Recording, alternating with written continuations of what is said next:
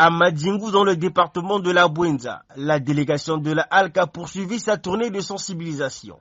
Ce 28 août, entre scènes de théâtre illustrant le comportement véreux d'un agent de l'administration publique, à dénoncer et à stopper, et les thématiques abordées, le décor est tout planté. L'écosystème de lutte contre la corruption, mission de la HALC et procédure de saisine sont autant les thèmes qui ont agrémenté la rencontre. La sensibilisation doit demeurer un axe majeur de la politique nationale de lutte contre la corruption. Autorités et populations de cette localité sont donc invités à une réelle prise de conscience et à une véritable révolution des mentalités pour gagner cette bataille. La corruption, sous toutes ses formes, ternit assurément l'image d'un pays, fait fuir l'investissement et affecte la concurrence. De cette manière, elle participe à rompre les équilibres socio-économiques et fait perdre à la population sa confiance vis-à-vis de l'État dans son rôle régalien. Où nous parlons de la sensibilisation contre la corruption, ici dans notre ville de Madingou et dans le département.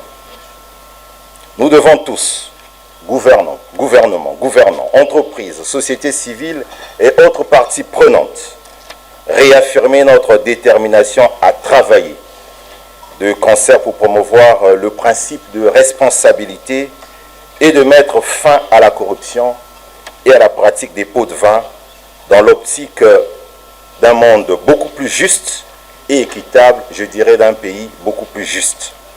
À Madingou, ici, nous vous apportons, Monsieur le Président et votre institution, notre soutien sans faille pour lutter contre la fraude et la corruption. Informer, c'est bien, mais il faut aussi passer à la vitesse supérieure, rappelle l'un des participants. On peut continuer à informer, mais aussi informer et passer un peu à la vitesse supérieure, peut-être. J'insiste sur la publication des résultats, des premiers résultats, qui permettent à ce qu'on sache déjà qu'il y a déjà un premier signe, quoi que ce ne soit pas des poissons gros ou petits, mais que ce soit déjà des poissons dans les mailles du filet. Ayant vent d'écho des faits de corruption dans ce département, Emmanuel Lita Ondongo a indiqué que la présence de la HALC dans cette localité n'est donc pas le fruit du hasard pour apporter la lumière. Notre bref séjour dans la Bouenza a suffi pour avoir la confirmation des informations que nous avions eues en amont sur les soupçons de corruption qui pèsent dans le département. Dans tous les cas, ça va se savoir. Et nous saurons qui a fait quoi.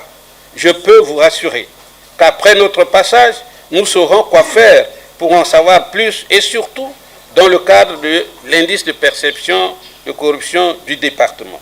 La Bouenza est un département très riche, surtout sur tous les plans, qui a tant réalisé plusieurs projets économiques, ne mérite pas d'être exposé à la corruption.